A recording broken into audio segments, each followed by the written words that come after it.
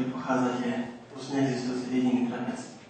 Všetkých vás, drahí sestry a drahí bratia z Trepca, aj z ostatných dedín, ktoré už neexistujú, z Dobrej a podobne. Drahý otec biskup, chcem tu privítať zvlášť vás medzi nami, pretože ste vlastne zástupcom Boha na zemi.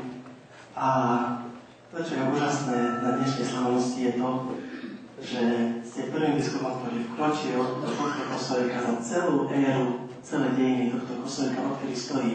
Ešte aj za čias, keď aj existovala dedina Trepec, ešte nikdy v živote kostolík, teda v tomto kostolíku biskup nebol.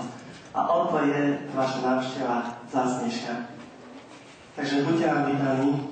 Chcel by som veľmi pekne privítať aj všetkých zástupcov štátnej správy, samosprávy, všetkých hostí, turistov, výsfanosti Čemerné z našej, všetkých vás, ktorí ste si našli dnes čas, aj keď trošku meškáme, teda ja za to trošku.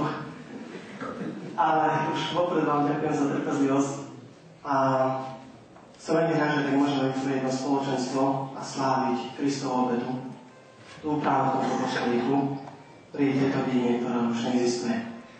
A hneď na úvod nás čaká jedna krásna udalosť, a to je posvetenie týchto dvoch slov svätého Jozefa, ženicha Panny Márie a svätého Františka Asiského. O čo vlastne ide, viete veľmi dobre, že z týchto dvoch výklenkov boli ukradnuté sochy. Tú tretiu, najvzácnejšiu boskosrdce Ježišovho sa nepodarilo, chvála Bohu, tá je tam stále tá, ktorá bola.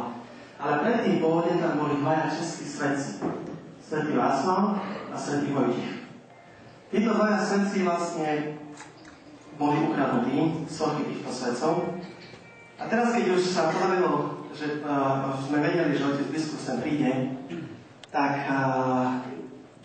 pán Trepol dostal jeden veľmi dobrý nápad, že využiť jeho prítomnosť, aby sme doplnili sochy naspäť, aby tieto výklenky už neboli prázdne. A tak sme mali na to 2 týždne. Začali sme zháňať sochy, priznám sa, od Poľska, Čenstochovej až po Taliansko, Rím. Čechy, Slovensko, obvolával som to, nič sa nedarilo po týchto dvoch českých svetcoch ani stopy. A tak sme začali uvažovať, že aká by mohla byť náhrada. Namiesto týchto dvoch tak, aby to malo svoj symbol.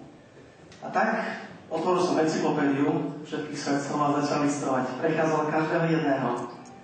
A som narazil na prvého ideálneho svetca, ktorý by mohol nahradiť týchto dvoch pôvodných, a to bol svätý Jozef.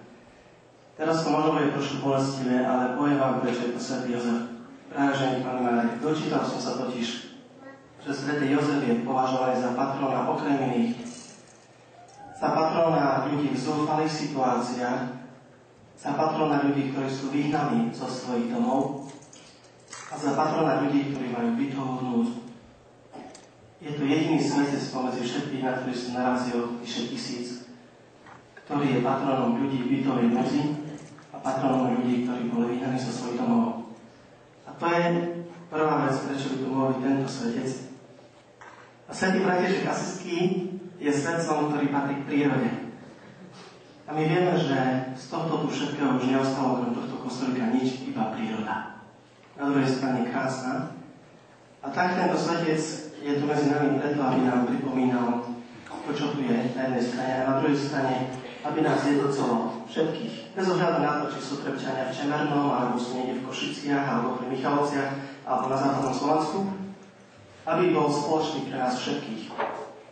Ako patron prírody, tá, ktorá nás obklopuje. Otec biskup, chcem vás poprosiť teraz na tejto svätej požehnanie týchto slov. V mene Otca i Syna i Ducha Svätého. Ďakujem pekne za privítanie a predtým za pozvanie. Aj ja sa chcem ospravedlniť, že meškáme, ale je veľa miest, kde som ešte nebol. Keď si veľa, že tento posol prvýkrát privítal biskup, ale ešte veľa miest, kde som nebol, takže rád využijem takéto letné chvíle, aby som ich navštívil. Aj táto návšteva je spojená so slávením Eucharistie, odpustom Eucharistie. A ideme požehnať teraz tieto predstavené sochy, ktoré vlastne budú na starom oltári, ktoré budú pripomínať minulosť, ale zároveň aj prítomnosť. Naša pomoc v mene Pána. Pane, vyslíš moju modlitbu.